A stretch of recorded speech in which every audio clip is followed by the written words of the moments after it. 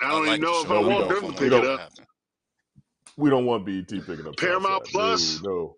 Paramount Plus. You know, I'd rather for that shit to Could be you on imagine? Tubi. Could you imagine if Atlanta and Southside were on BET? Oh my God, those would be two entirely different oh shows, my wouldn't God, they? oh Jesus. That's terrible. Oh well. Hey James, go Now to I can see, live I can see, on the YouTube I page. can Go to see live. Netflix picking them up. They were on Netflix, if I'm not mistaken. But if they get picked up, that would be No, fantastic. But again, I'm not going to hold my breath. I but well, I'm gonna Southside, we hold my hardly knew damn me. breath. Okay. Oh Not while my driving. God. Okay, so yeah, let's not do that. So before we go any further down that particular rabbit hole, let's talk about Quantumania, Ant-Man and the Wasp, Quantumania. Did anyone else check this out this past weekend? Yeah, I saw it, Nope, man. nope. I have to stick with Okay, my all right, go tradition. ahead. I have to stick with my tradition I'm of listening. seeing Marvel movies on that first weekend. Right, right, right. So Rod, give us your assessment of Quantumania. All right. Well, first off, I don't know what the critics' issue is with it. I mean, the critics are really like Rotten Tomatoes and people there are really, really trying to kill this film, and I don't know why. Mm-hmm.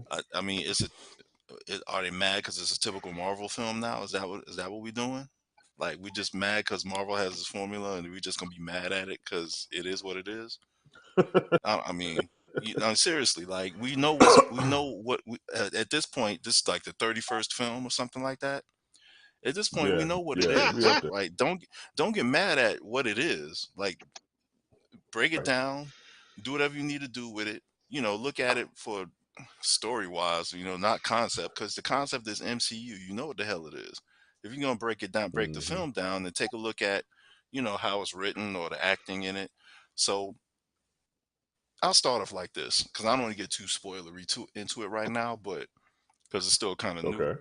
And I know next time we talk Okay. about it, we're gonna be spoiling the shit out of it, I'm sure. But you know, as far as Ant-Man movies are concerned, it's the best one, I think. Okay. Now, as far as overall MCU movies, I would rate it probably like 7.5, maybe 7.75 out of 10. Okay. It was decent, you know what I mean?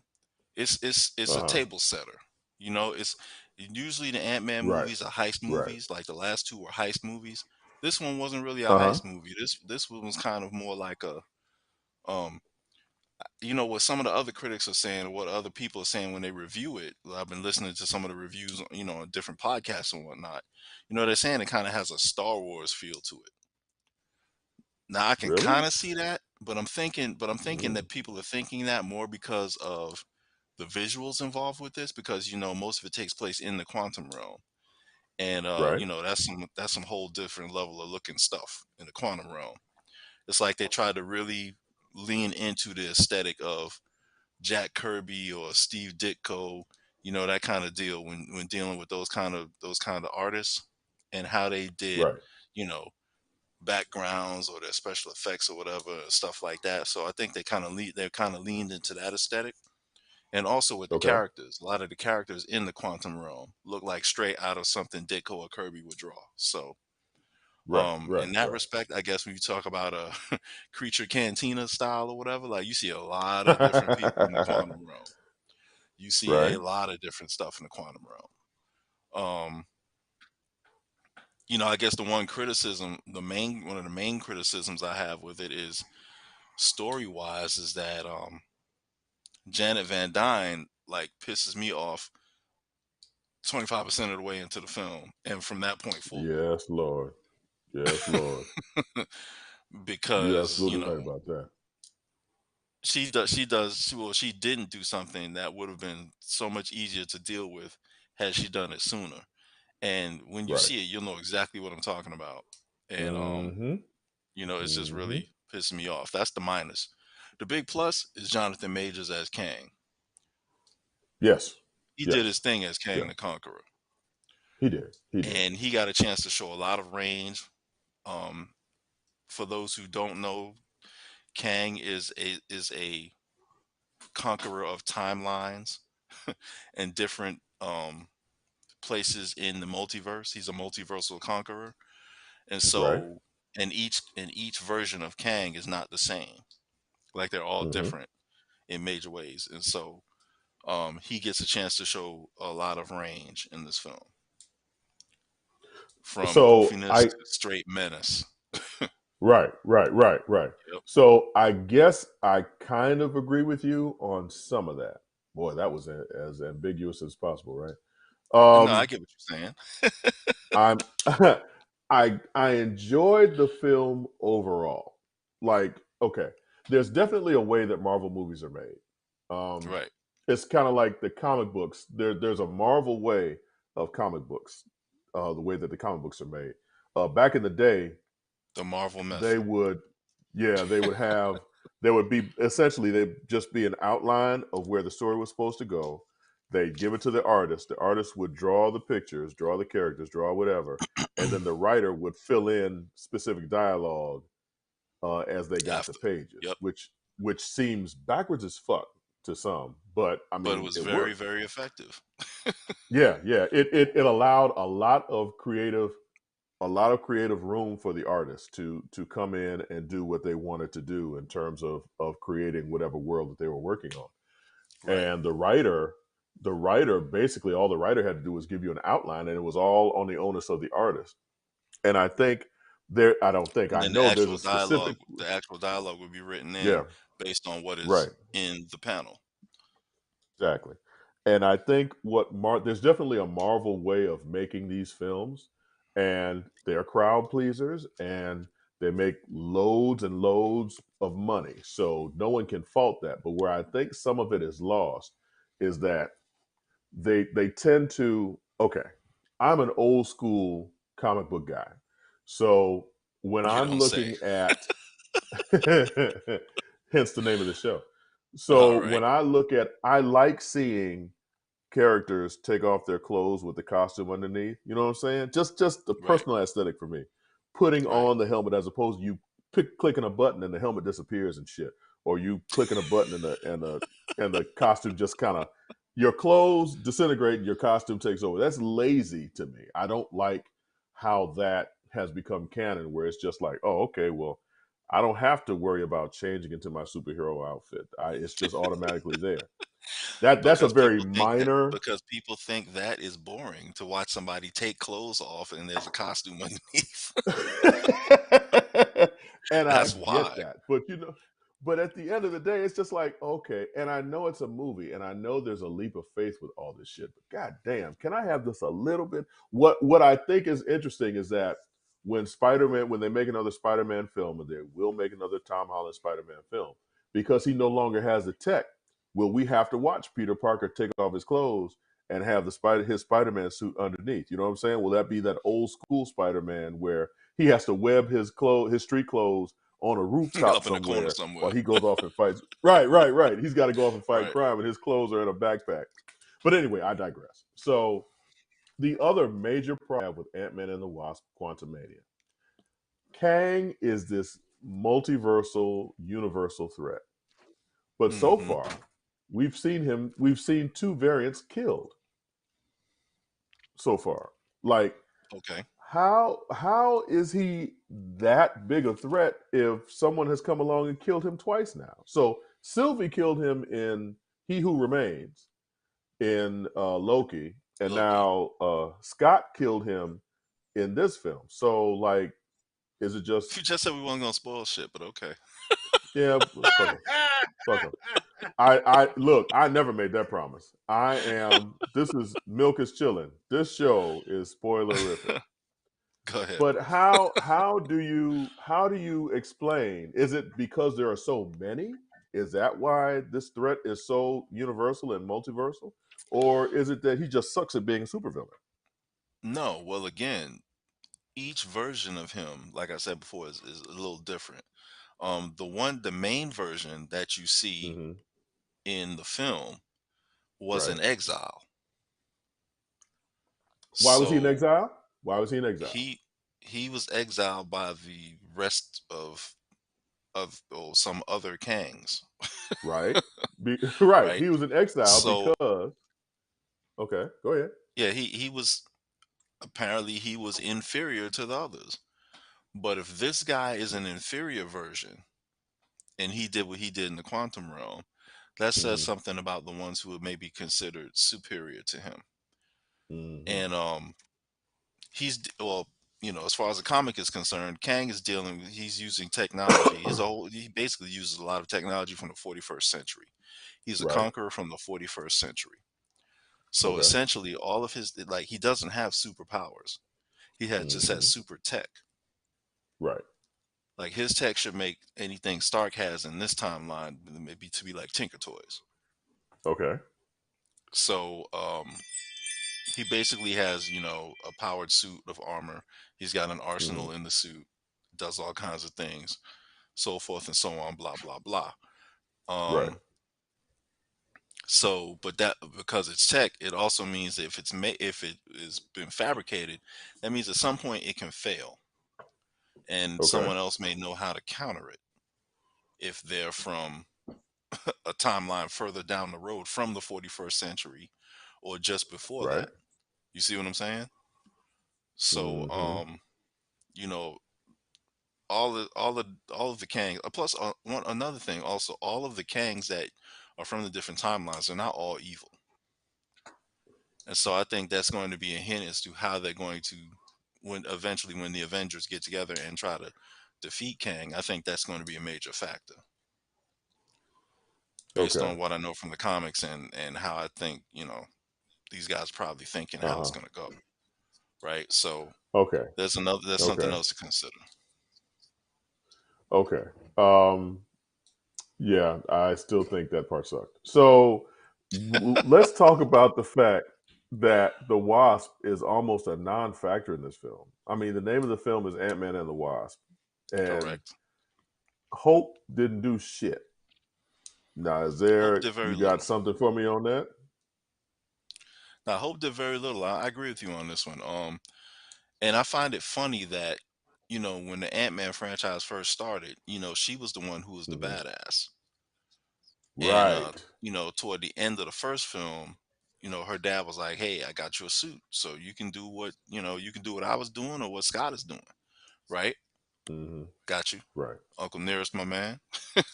So, and then in the second one, you see a lot of her doing her thing as well, along Hmm. with Scott. And Scott was kind of, Scott has always been portrayed, well, at least in the first two films, was kind of portrayed as like a goofball. He's kind of bumbled Yes, his way through absolutely. shit. Um, Yep.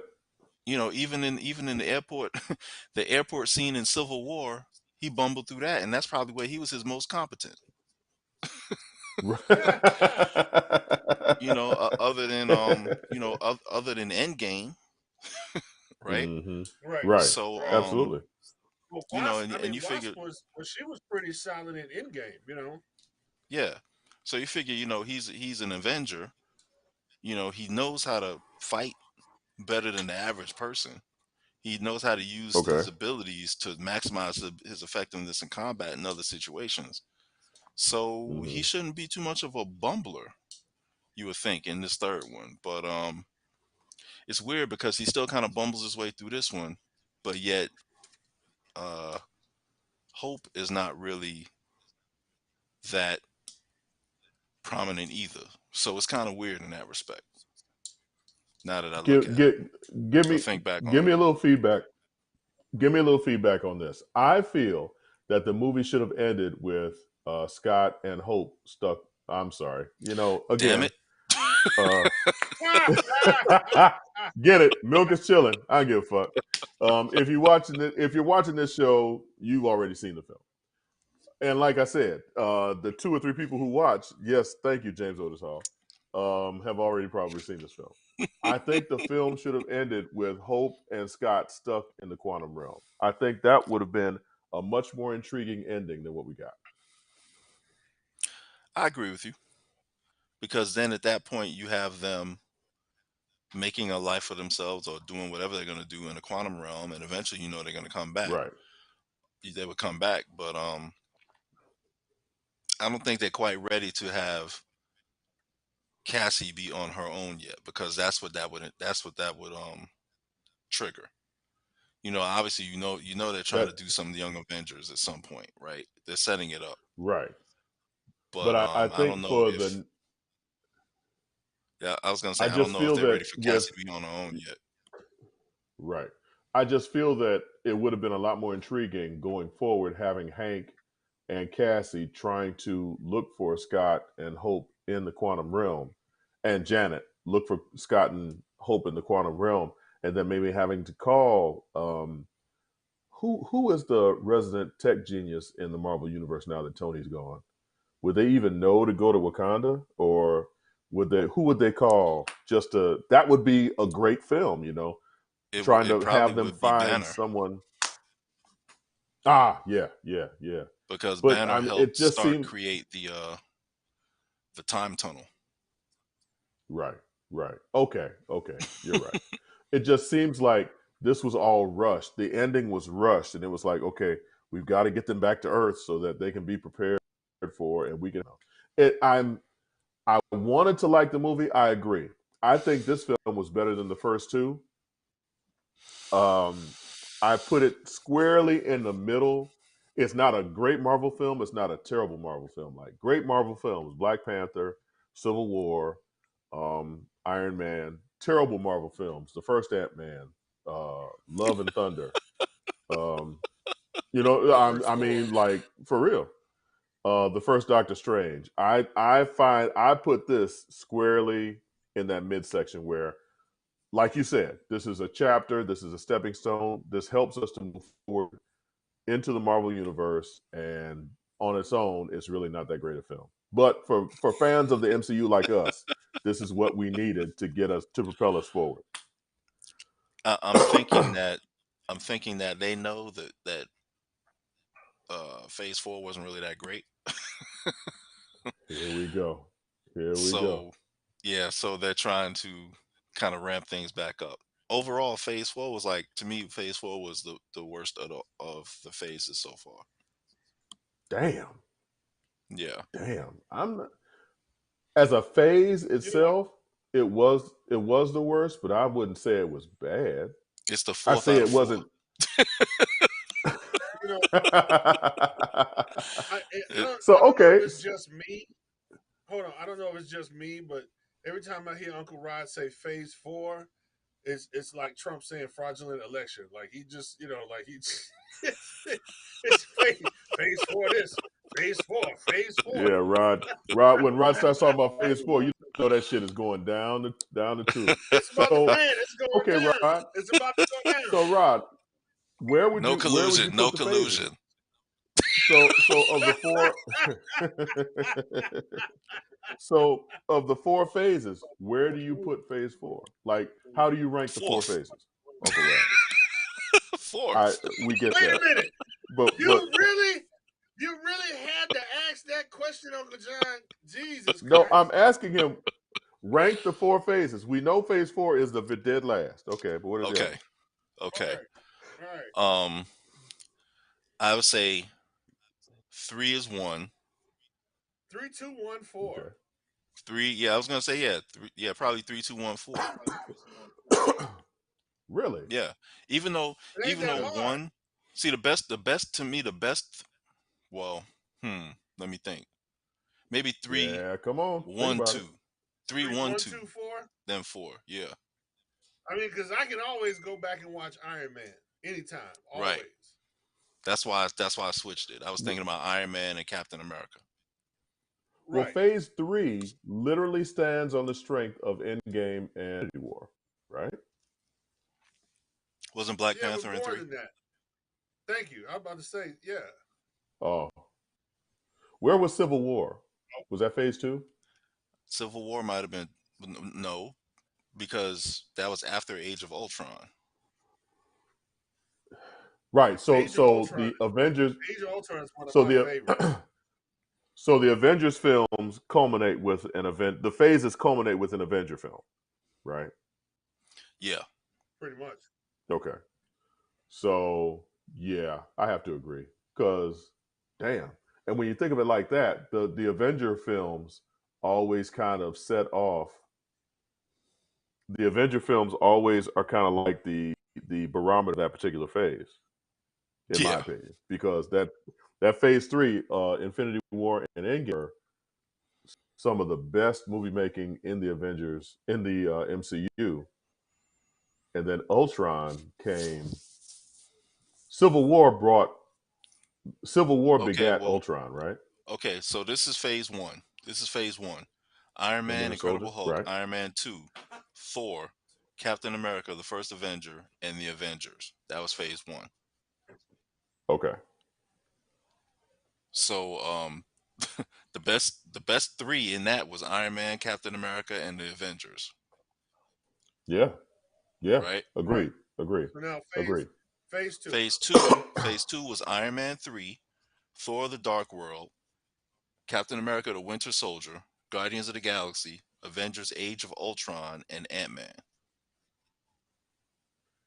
Okay, so for That was me, phase 2. that's Oh, 3 on 3. For me, that's 3 on 3. 3 So on 3. Winter Because You gonna Soldier, have to explain Guardians of the that. What you that's Galaxy, mean? and 3 on Age of 3 Ultron. because Right? right, exactly. Okay. But Ant-Man and Thor: The Dark World are 2 of the worst films in the whole franchise. Okay. I mean, that's I mean, relative am I wrong? because Phase 1. Hold on. Phase 1 had wait. Incredible Hulk That's relative and because Thor. he said in the phase 1 you had the first Hulk and Incredible what Hulk and else? Thor. Right. Yeah, and the The first the, Hulk is the first And cool. Thor Iron Man film 2. wasn't bad. The first It Thor film wasn't wasn't bad. bad. Iron Man 2 is iffy. Iron Man 2 wasn't bad. No. The best thing about I Iron take that Man back. 2 was War Machine and Black Widow. Yeah. Oh, wait a minute. I beg to differ. My man, the actor who plays the other, wannabe Stark, that He plays motherfucker. Killian Man, listen, Justin I Hammer. love him. Hammer. Yeah, Justin Hammer. He was funny. He was good. Yeah. Man, that Yeah. actor He's when great. the Green Mile, whatever he plays in, he steals the fucking show. He steals the Okay, fucking now show. hold on. This is phase 3. Captain America Civil War. Yes. Doctor Strange, not really. Guardians No. Volume 2. No. Spider-Man Homecoming. Yes. Thor Ragnarok. Yes. Black Panther. Yes, Yes. fuck yeah. Hell yes. Yes. Of Infinity War. Yes. Then you got Yes. Ant-Man and the Wasp, Captain Marvel. And then you got Endgame and Spider-Man Far From Home. Dude, 3 rocks. 3 is the fucking man. 3. Wait a minute, hold up. Yeah. 3 3 is the 3 is magic number. Yes, it Yeah. is. Shout It's out to the True Boy magic the Dove. so number. Rest in peace. so De 3 La Soul. I don't think we disagree that the third phase was the best. I think 1 and 2 is a toss up. 1 and 2 is a One simply toss up. because I think one 1 got and it rolling. So it's 3-1-2. 3-1-2. 3-1-2 4. I agree. Which I is what agree. it should And be, then 4. Chicago. 3-1-2, baby. Okay, and 3-1-2-4. let's go to a commercial, and you'll have stuff trying to be sold to you, and we'll be back in a second. From 3-1-2, novice get to shit started. aficionado, find yourself here. High quality cigars plus personal customer service. Slow Burn is Waco's only mobile cigar lounge, featuring a meticulous, curated collection of premium cigars. Visit our website, www.slowburnwaco.com. That's www.slowburnwaco.com. Some carriers will give you just one measly entertainment subscription. One is no fun. With Verizon, there's up to 7 entertainment subscriptions with your unlimited plan. That's 7 times the... 7 times the... No. 7 times the... Music, gaming, Disney Plus, Hulu, ESPN Plus, and more. That's 7 times the entertainment! Because everyone deserves better. And with plans starting at just $35, better costs less than you think.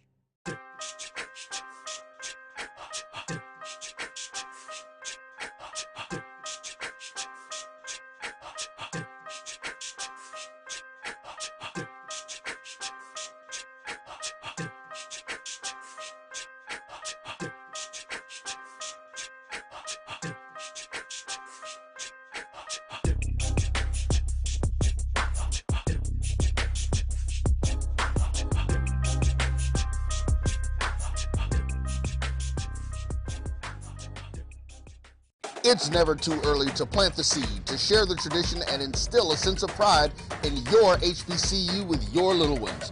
HBCU Pride and Joy Children's Boutique helps you share your school spirit with a wide selection of adorable kids' apparel and accessories officially licensed from your favorite HBCU. Visit hbcupridejoy.com and follow us on all social media at HBCU Pride Joy on Facebook and Twitter.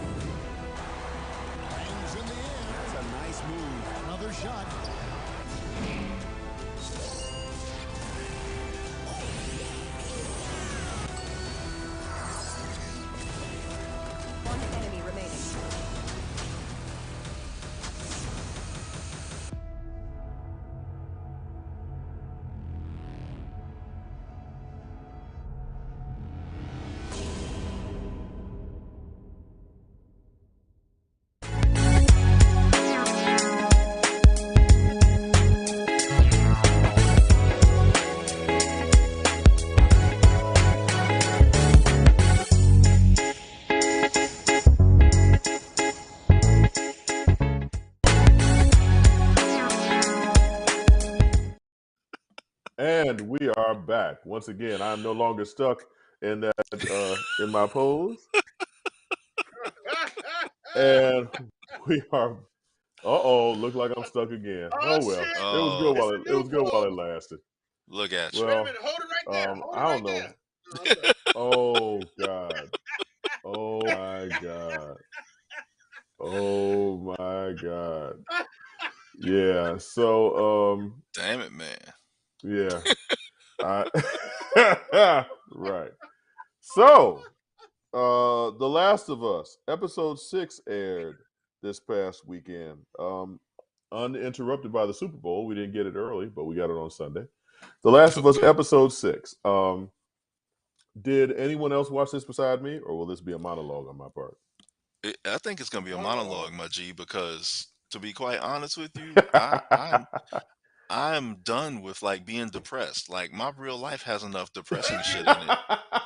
Thank And you. you I'll know, drink to that I shit. can't I don't There think you I go. can deal with any more of the post-apocalyptic humanity fighting for its life and you watching the worst parts of humanity eat itself because some shit went down. Like I'm good on that for now. Uncle Rod, I think about that shit every Black Friday. I used to until I started online shopping. Man, But let Now I just watch the even peasants if fight. wow. man. Even if it's a situation, excuse me, where it seems depressing, but I have to say when this show first started airing, I was like, this shit is slow as fuck, and I'm really not enjoying it at all. But I have to say, as I've sat and actually had some patience with it, it's good storytelling. I And believe it. what makes this show better than The Walking Dead, and The Walking Dead suffered from this even when I was enjoying it. But this show doesn't take itself so fucking seriously. The Walking Dead, everything was, oh, it's the end. Oh, people are trying to kill us. Yes, we know. The zombies aren't the real threat. Mankind is. Okay, we get that. Fine, whatever. Even though you won't call them zombies, and what the fuck ever. Okay. But what I like about The Last of Us is that and I have to say this, the relationship between Joel and Ellie, as it should be, is the root of this show. Of course. It makes me giggle. Ellie makes me giggle, I have to say. She's funny. The actor, I don't know the actress's name who plays her, but she's funny and she's lighthearted, and she keeps Joel. Her purpose is to keep Joel from being swallowed by this black hole of his emotions. And in this episode, you actually see him suffering from depression PTSD. and his body, and his body actually starting to give out. And again, we spoil shit on this show. So when we finally get to the conclusion of the episode, and Joel is more wounded, and Ellie is like, "Oh no, don't die, don't die." You're at a point where you actually kind of care about how she's feeling, and if he lives or dies. Of course, he's not going to die because he's the fucking star of the show. But I don't you're know. It's actually HBO, emotionally man. invested in this. Thank you. Uh, Exactly. no, they're not going to pay Pedro Pascal all this money for 6 episodes. No, this motherfucker gonna there's something's going to Hey, happen. that's what I we mean, thought okay, about so let that me ask you, That's as what we thought about as that players motherfucker of the Luke video Cage. game, does Joel die in the video game? Oh, that's on Uncle Rod. That's on Uncle I Rod. did not. I don't know. I did not finish the game because I didn't Okay. finish the game for a lot of reasons. Like I just mentioned before, it's like I don't need to really be depressed like this. Like I'd rather Right. just like Mhm. swing a Exactly. sword at somebody or shoot somebody, while running Okay. around on a ship or Can we at whatever. least acknowledge this? I Oh shit. I want to give kudos and a shout out to the actress who plays. You said her name is Ellie in Last of Us, The but character's name I'm is Ellie. sorry. Yeah. When we first saw her in Game of Thrones, and oh my God, this little girl is the fucking bomb. This actress, her screen presence. I mean, the way she just, she ate that fucking screen up. Even to her death. Her death was phenomenal. I have never seen an actor die that fucking awesome on screen in such a long time. And that little girl did her thing. So I can't wait to see what what she brings like to the future. She is Okay, but talented. meanwhile, you ain't watching. I will say that she is very talented. Well, y'all said fuck The Last of Us. She's a talented actress, but I ain't gonna watch her ass in this. What y'all are saying? It's too fucking depressing. Shit. Read the room. I mean, it is. It's not a happy show. It's not Southside. It's not a comedy. It's not a situation comedy. But I get what you're saying. But I do Hey, man, enjoy I haven't the seen The writing, Last of and she Us. is. I haven't seen The Two of Us. I haven't seen the This Is Us. Nothing with us in it. That shit is just fucking depressing as fuck. Okay. I take that and I accept it. So we'll move on. So fuck The Last of Us, essentially, is what we're saying for this show. Yeah, pretty much. Maybe Picard, later on season down the 3, line. episode 1. No, fuck it. It's over. Fuck The Last of Us. Nope. We ain't no damn bandwagon jumpers. If we say fuck a show, fuck a show. Picard, season 3, episode 1. Is that depressing, or can we talk about that? Well, no. Talk about Okay, it. I'll say it like this. We can talk about it. I was trying to get some episodes, in the barrel before I went for it, because I didn't want to watch the first one and be like, damn, now I gotta wait. So basically you said fuck it again, is what you're saying. No, I am definitely watching Picard season 3, but I just wanted to get some, I wanted to get some in before I get invested. I didn't want to just watch one episode and be like, fuck, I know there's like more to come, but I gotta wait. Yeah, heaven forbid You you don't treat like this like a waiting. TV show. So okay, that's a This particular issue, This ain't because 1978, man. I was gonna say, how do we watch these shows now? Do we wait for them to put a 4 or 5 episodes together and then watch them in a string, or do we want to?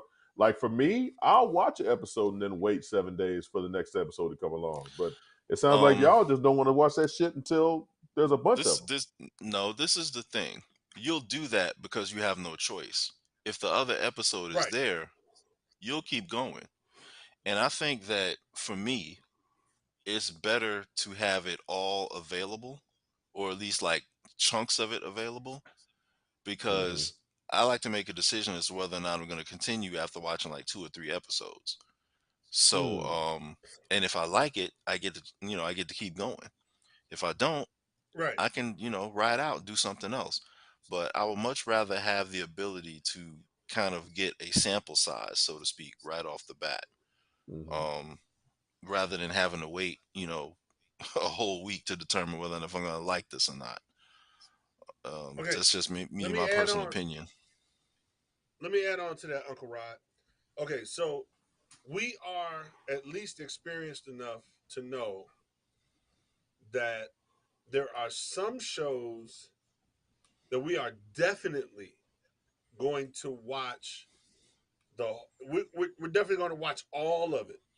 Now, No matter whether or what. not, so right, no matter what, we're gonna watch all of it. So, like Picard is one of those shows that we know, if even if it's just a one weekend where we got some time and we crush that shit in a weekend, we're gonna watch all that shit. You know. Now, there are some shows that are new to us that we're gonna be like, okay, let me watch the first episode and see if that shit's worth my time to whether or not I want to even watch the rest. There are some shows like that.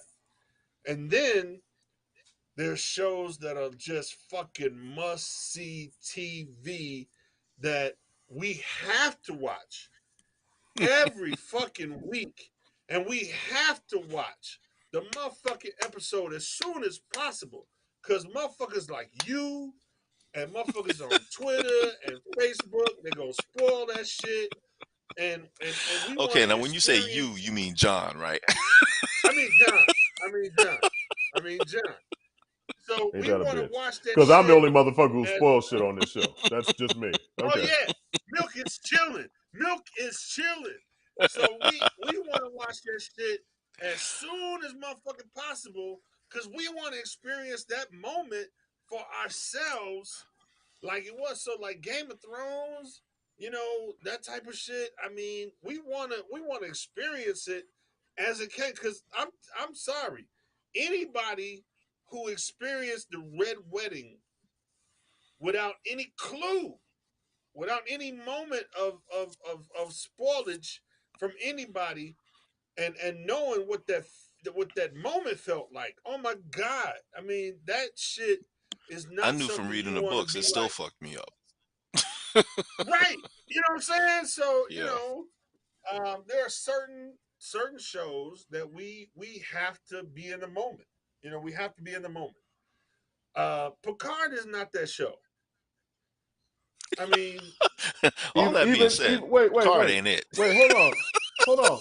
Even though this is one of those Star Trek shows, and you all are Trekkies on this show, and I'm not a Trekkie, and I just I wanted to watch it because the title of the first episode was The Next Generation, so you knew what the fuck was going to happen. You knew what was going to be introduced. right.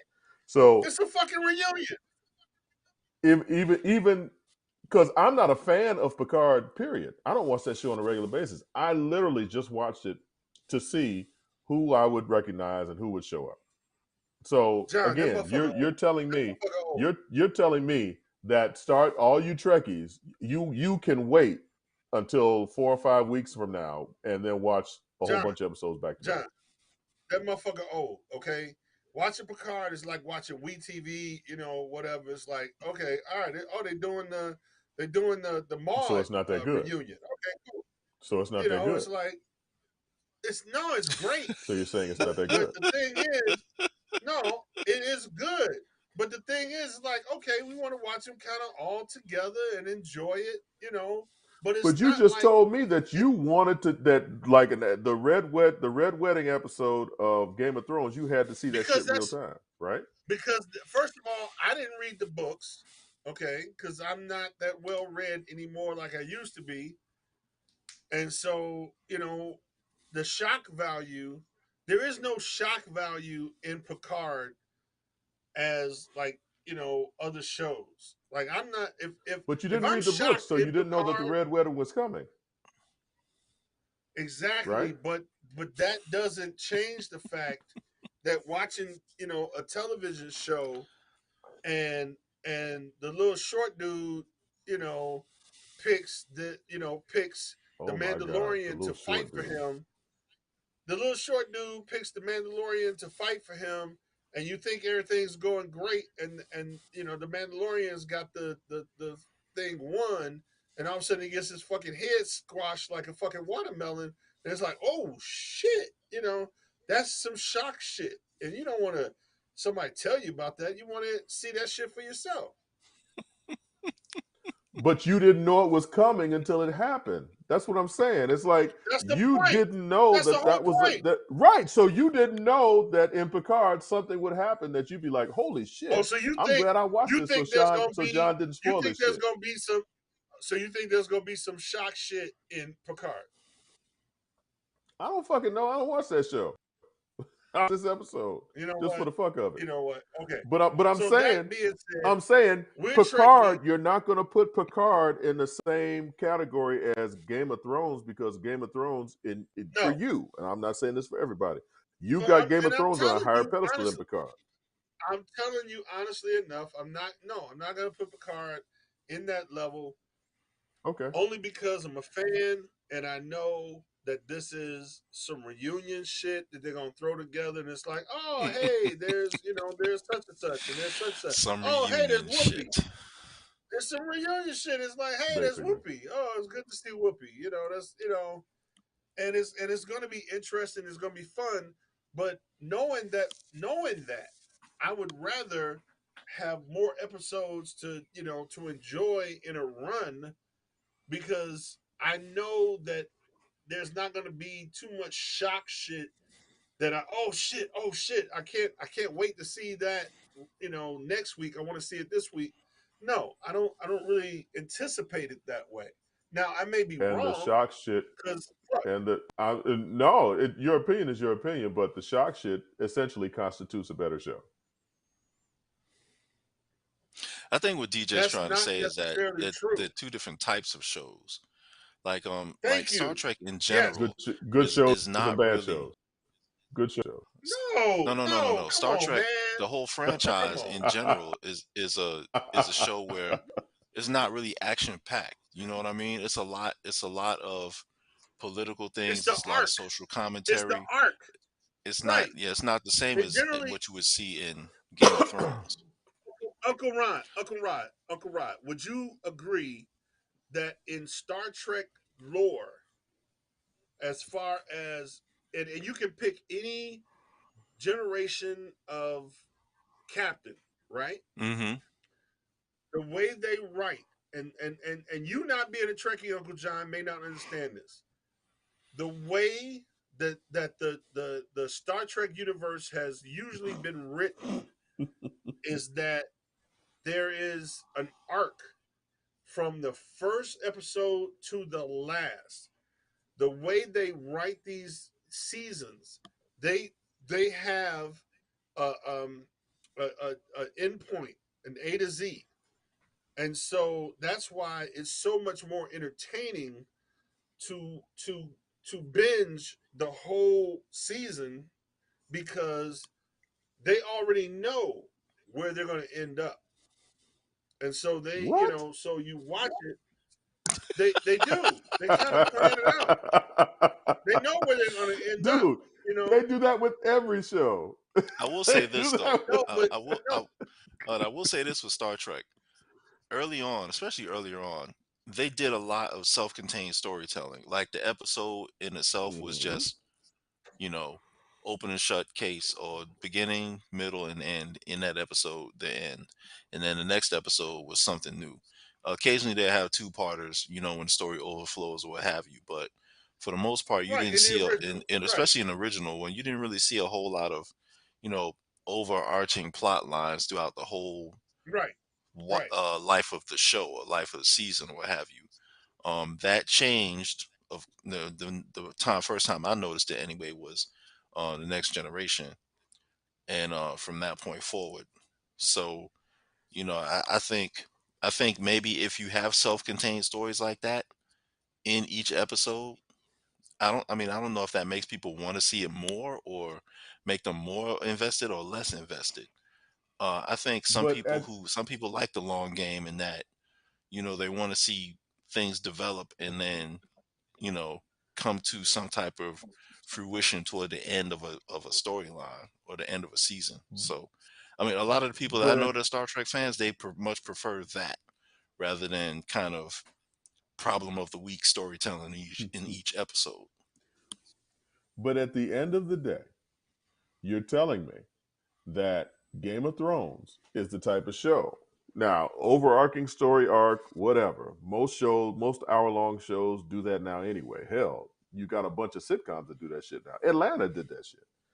But you're telling me that by wanting to watch Game of Thrones as it aired, as opposed to waiting 3 or 4 episodes in for Picard, you're telling me that you were looking forward to that Game of Thrones episode, as opposed to saying, "Okay, well, you know what? I'll just sit back and chill. I'll wait a month and then I'll just watch all these Picard episodes all together." But I gotta watch Game of Thrones. So that to me sounds like you like Game of Thrones better than you like Picard. Okay, I'll say it this way. Have you ever seen? Have you ever seen? Let me try a different way. Wait a minute, hold on. Have you ever seen the TV show Californication? Yes, I have.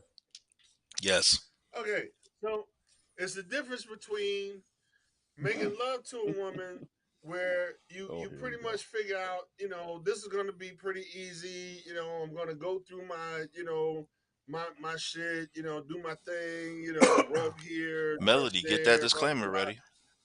We're gonna go from A to Z, and it's gonna be nice and smooth, and we're gonna come to a climax, right? Okay. Game of Thrones was more like Californication, where you're in the mood, you're doing your thing, and all of a sudden she fucking punches you in the fucking face and shit, and you're like, God damn, what the fuck?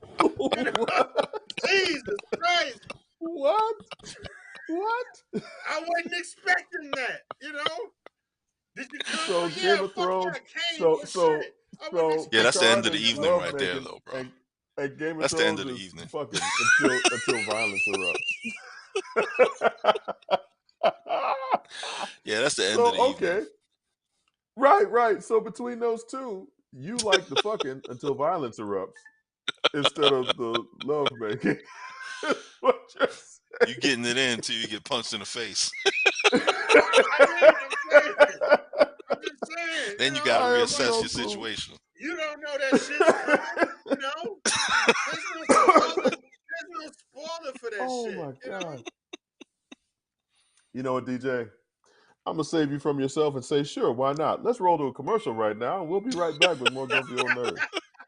Everybody guard your grill tonight. For my people that don't get to see me, trying to remind you who you are, just like in Romans 3. See, we about to blow across the world just like a day that's breezy. This motivation for the people and this classic Bible teaching say, make this for my people that don't get to see me. Trying to remind you who you are, just like in Romans 3. See, we about to blow across the world just like a day that's breezy. This motivation for the people and this classic Bible teaching. Hey. Motivation. If you think all pads are exactly the same, think again. This is Always Ultra Thins reinvented with the Always Triple Protection System. This pad wicks gushes 90% faster, absorbs even more so you can feel dry, and locks odors in. Rethink your pad for up to 100% leak-free and odor-free comfort with the totally reinvented Always Ultra Thins. This is always like never before. Shop Velvet Online Women's Boutique to spice up your closet with trendy, unique looks. We have fashionable and chic looks at very affordable prices. Velvet Boutique offers free shipping all year long on all orders. Shop online at www.melvetboutique.com. That's www.melvetboutique.com. Like us on Facebook and follow us on Instagram. Shop Velvet Online Women's Boutique. Maureen is saving big holiday shopping at Amazon, so now she's free to become Maureen the Merrier. Food is her love language, and she really loves her grandson, like really loves. This is Carlos Brown, letting you know that we're on the move.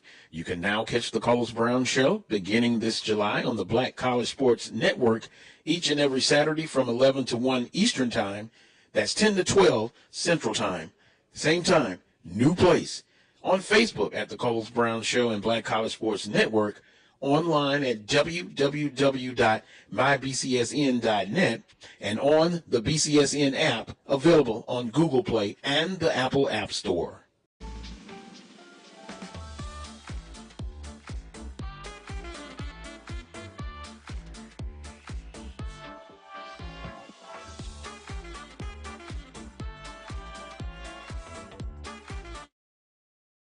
Let's get back to getting ticks instead of watching flicks. Before we can safely get out there, we need the facts on COVID-19 vaccines. Visit getvaccineanswers.org so you can make an informed decision for yourself and for your crew. Now, you can live in Texas and not have a good red meat blend. Texas Cowboy Dust is designed for steak and other red meats. It's out to be my most popular spice blend, made with onions, peppers, ground mushrooms, pink salt, and other spices. Texas Cowboy Dust also goes great with chicken, pork, vegetables, and adds a restaurant-quality sheen to gravies and sauces.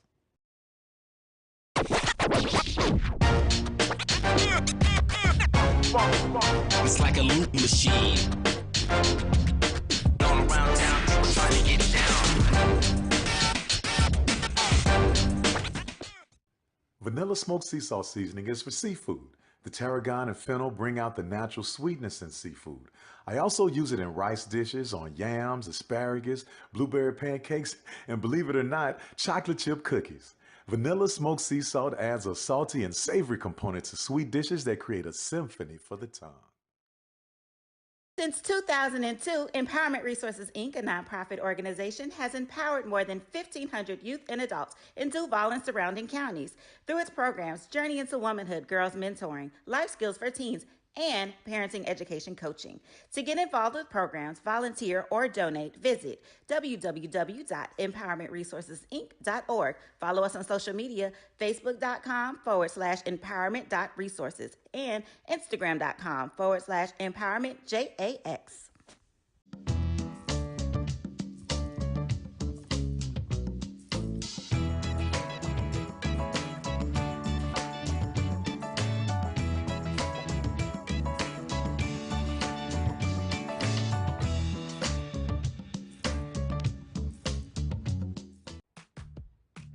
Nope. Nope. Come on, him? Ooh, I like him.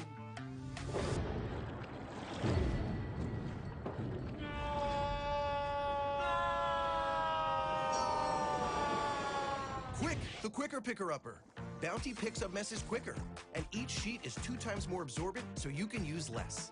He's an 8. He's a 9. Bounty, the quicker picker-upper.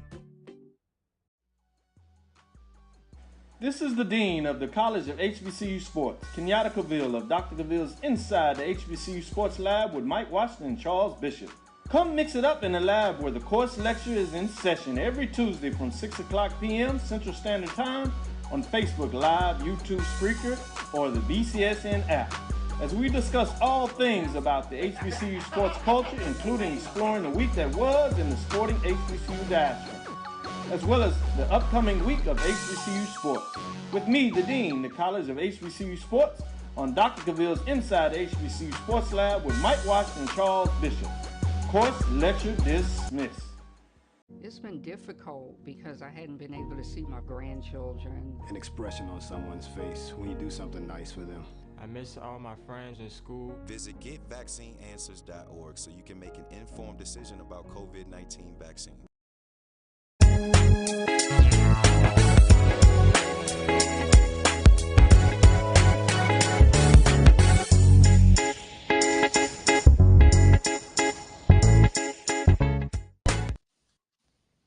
Welcome back. To Welcome Grumpy Old back. Nerds. I can see me Yeah. moving again. Welcome back to the Protect Your Neck episode of Grumpy Old Nerds.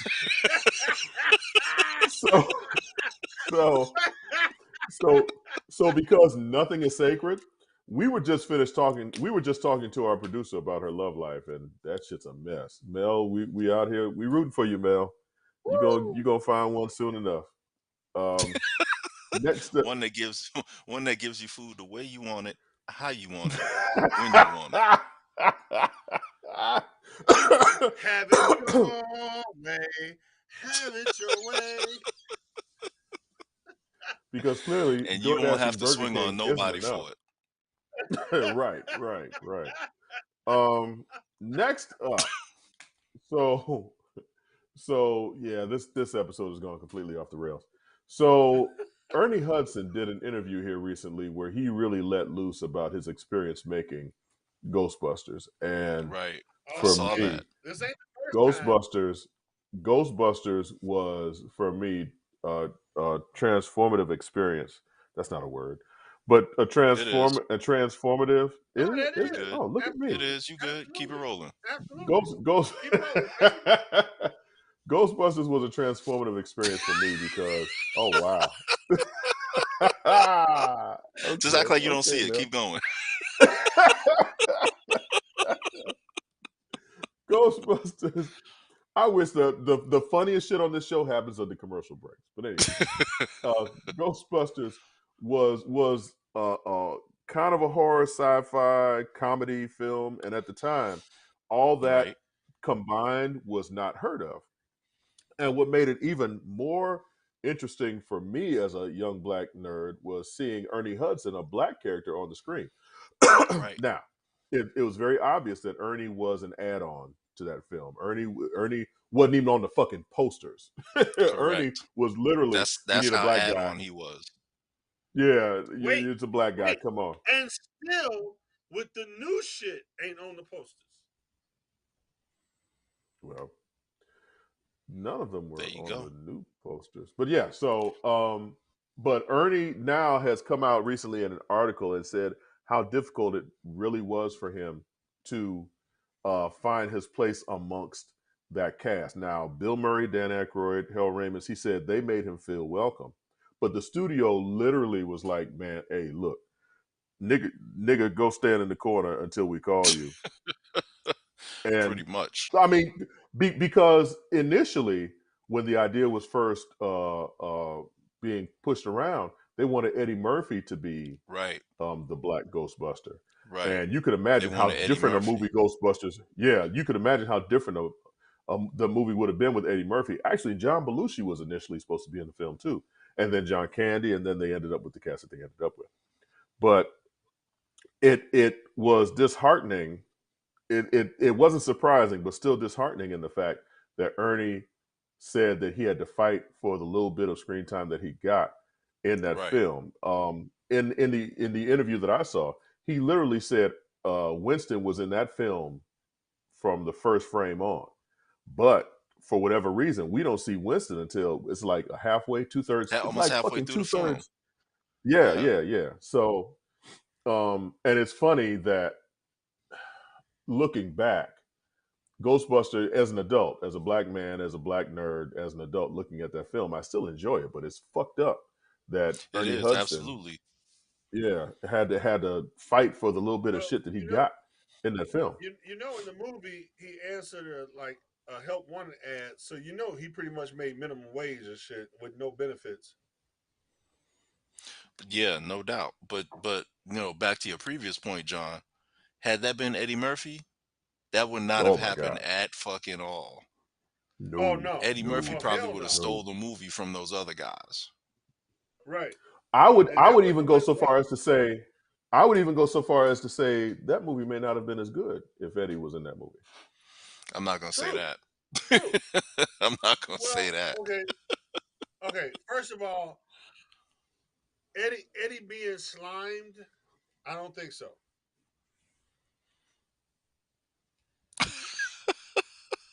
Okay.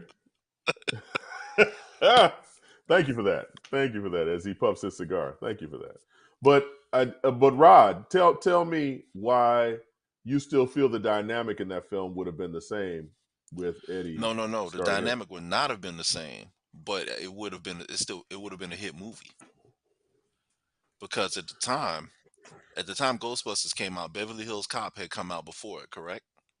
Right. Yeah. So Eddie Murphy was like on a meteoric rise in Huge. Hollywood. He He Huge. was was like box office. number one Absolutely. comedian. You know what I'm saying? Hmm. Yeah. So him being in the film, it might have overshadowed some other people. But you got to think about who else is in the film. All those people were Saturday Night Live cast members as well. So Hmm. I think Right. it probably would have upped Right. everybody's game because nobody wanted to be upstaged by Eddie Murphy. Right. But Um, do you not think that the studio would have said, "Hey, tell that nigga to calm down. Stop being so funny. Stand over there in the corner." You know what I'm saying? They not at wouldn't have that been time. able to control. Not at that They time. wouldn't have been able. Right, right. That's what I'm saying. So they wouldn't have been able to control Eddie. Like this was what made Ghostbusters the film that it is off of the charm of Bill Murray, Dan Aykroyd, and Harold Ramis. To be very honest, Okay, when but wait a minute, wait, wait. Winston wasn't We have Winston to. wasn't in that film fucking enough to make any kind of real Okay, okay, impact. And I'm saying with those three white leads, I don't think that the studio would have been cool with Eddie coming in and stealing that entire show because that's what would have happened. Eddie would have stole that whole. okay. Eddie would have stolen the whole film. Okay. Can we be grumpy old nerds and at least acknowledge the framework and um acknowledge what the framework of that movie was. It was Bill Murray, Sigourney Weaver, and what's what was the little guy? The Rick little guy. Moranis. Rick Rick Moranis. Moranis. Okay. So in the grand scheme of things, everything else was fluff. The main point, you know, was, this, you know, Azul or whatever, Zul, and he took over Sigourney Weaver's refrigerator. And since the relationship was between Bill Murray and Sigourney Weaver, as far as it was like a what do you call that, a triangle, a love triangle or whatever. Rick Moranis Rick Moranis was in love with Sigourney Weaver. Come on, wait a minute, slow down, listen to me for a second. Now I know Rick what you're getting Moranis at. was in love with Sigourney Weaver. Bill Right. Murray came in and he, won over her heart. But Maybe. as far as the triad goes, and as far as the whole thing, the key to the ending, Sigourney Weaver got with Rick Moranis only because he was possessed, and then Bill Murray showed up at the end to save his woman and Rick Moranis from, the evil villain. So, honestly enough, Ernie Hudson was actually good for that role because it didn't overshadow. And on that note, neither did Dan Aykroyd or Harold Ramis, who are two amazing fucking comedians Comedians. and comic actors, but Yeah. none of them overshadowed the main story, which was Bill Murray, Sigourney Weaver, and Rick Moranis, and that whole thing. and how it culminated into the the ending that we saw, where it was that that they were the three main actors. Everything else was I think you fluff. could have gotten. Everything I else think we you could have. saw. I think you could have Go gotten the ahead. same thing, but they would have had to change the script a little Not bit with Eddie to Murphy.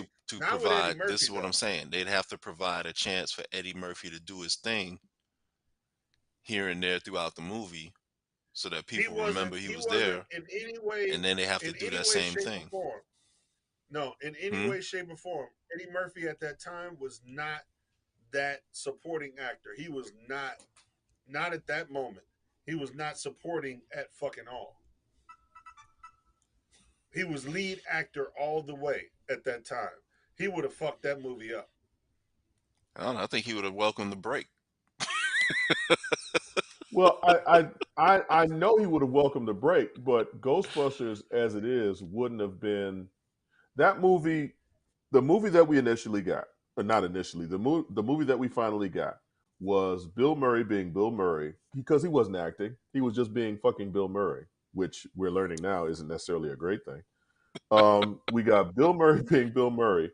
You got Dan Aykroyd typecast as the bumbler. You got Harold Ramis being the nerd. You got Sigourney Weaver being the sex pot, and you've got all this other shit happening, which is beside the point because Bill Murray was box office for that film, and I Right. think that has been proven because in all the other Ghostbusters that they've tried to make that weren't as successful, you didn't have that Bill Murray character. When they gave us the all female version, God bless him. I think Melissa McCartney is funny. I think Kristen Wiig is funny. All of them. I All think of them. I think Kate All of McKinnon them's is funny. hilarious. I But tolerate they Leslie but they Jones. didn't I'm gonna be they real didn't they honest. Leslie didn't Jones don't zero do it for me. right.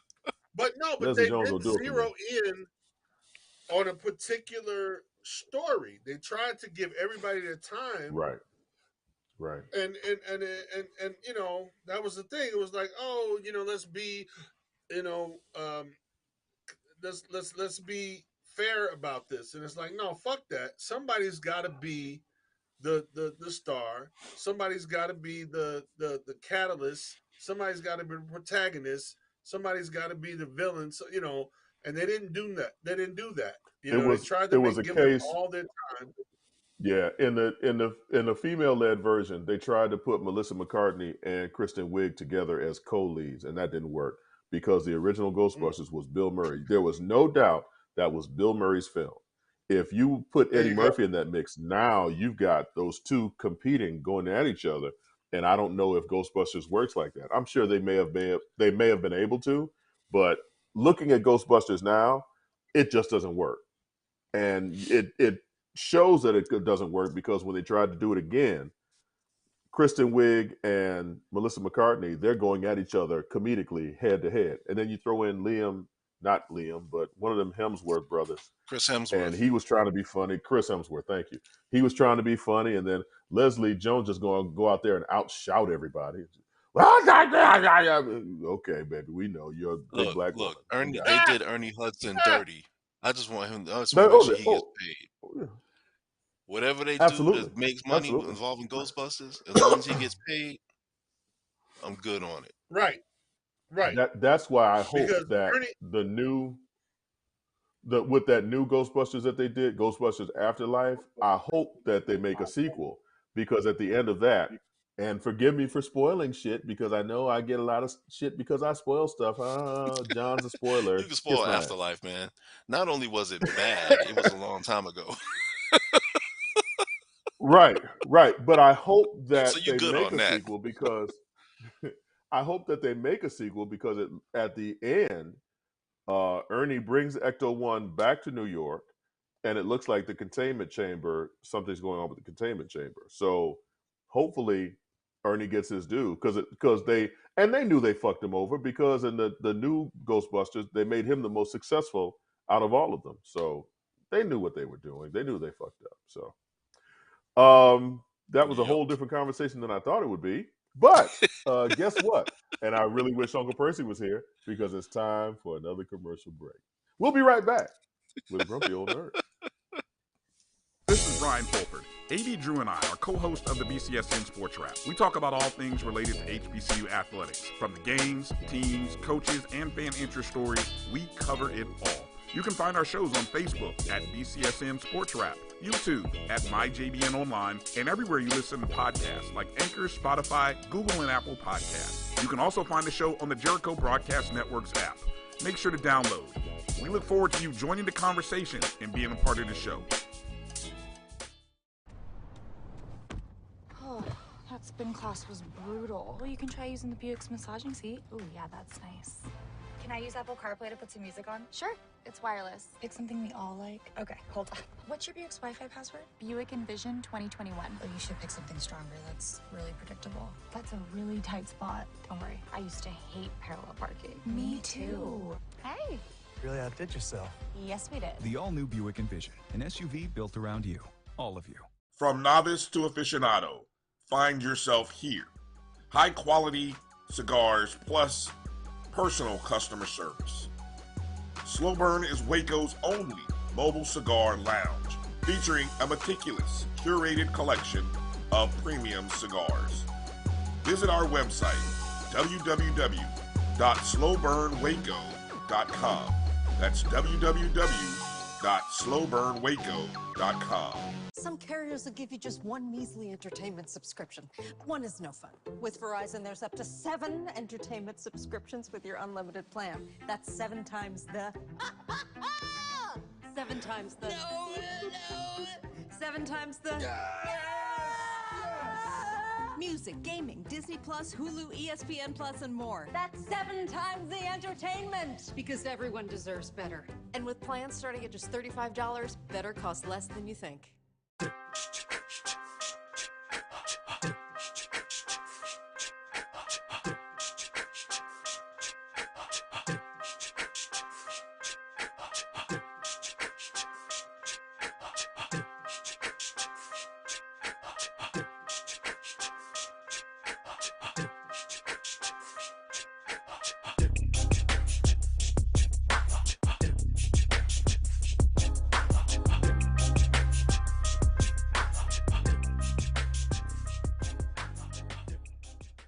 It's never too early to plant the seed, to share the tradition, and instill a sense of pride in your HBCU with your little ones.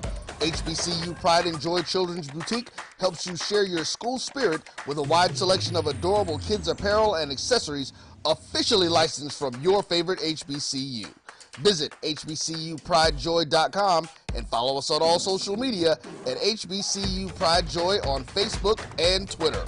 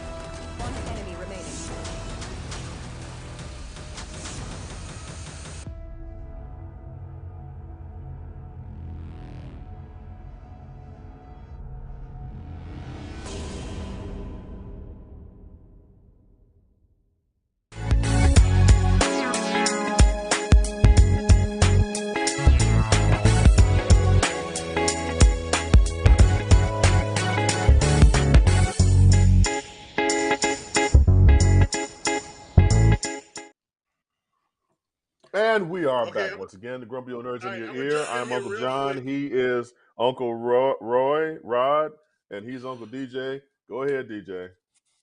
Real quick, I just want to say that we have so much fun during the break you know, we have fun and we're laughing and joking with our super producer Mel, and I just want to make sure because I know she knows, and we all know that we love and respect her for what she does, and all jokes are just jokes, and you know, love her, love, respect, all that good stuff. You know, just want to put that out there. So now you've got our entire audience of 2 or 3 people wondering what the fuck just happened during the commercial break. Oh no, Like, no, no! did We we have a assault her? blast during the fucking break. No, we have so much fun during the break and shit. You know. So I'm Okay, just saying, well, I would be Dead. remiss before See what it I'm says? Dead. a save DJ once again from himself. Be sure, get your tickets. Urban Nerd Con 2023 is coming to Atlanta. Going to be bigger and better than anything else that we've done up to this point, and it's only our second one, so you know it's we don't have that far to go. But it's going to be a great time. Go to visit urbannerdcon.net. Get your tickets now. Guest lineup and all the other stuff is being finalized. If you'd like to volunteer, please come out and help us. Come support. This is our Urban Nerd Con. This is going to have gameplay, cosplay, creators. We will be broadcasting live from Urban Nerd Con. So And a storm that won't will run be a us good off the time.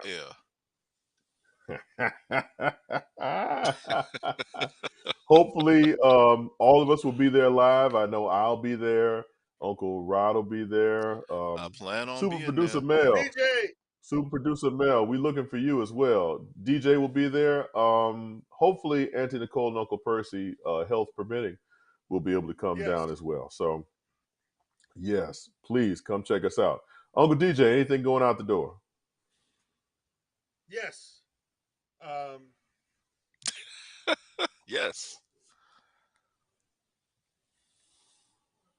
Okay, Uncle Rod, anything walking out the door? Hey, everybody, keep doing your job, baby. Do your job well. Absolutely. Speaking Let of me know doing why your I can get a hat job, like that, Uncle DJ. What's that? Uncle DJ Let out me there know looking why I can like get a Indiana hat like Jones. that. Hey man, listen. You gotta go to the northwest side of Chicago where the Mexicans are. You know what I'm saying? And you find this guy Here we standing go. outside his shop, and Here he'll we be go. taking a hat. He got a little brush, and Rod, he'll I be blame brushing you. the hat. You know, and you go Rod, I inside blame his you. shop, Got you. and Oh my you God. know he got something You know for he's you. not gonna stop, Rod. Got you. Oh my God. Appreciate it. So we trying to get super producer Mel is tired, so we want her to go ahead and get her 12 hours of rest like she's accustomed to. So for Uncle DJ, for Uncle Rod, for Uncle Roy, for Uncle Percy, Auntie Nicole, and for myself, Uncle John, thank you for checking us out. As always, Wednesdays, 8:30 p.m. Eastern Time, 7:30 Central. We are here to discuss all kind of dumb shit, and you might laugh once or twice if you check us out. So we'll see you later. Night night.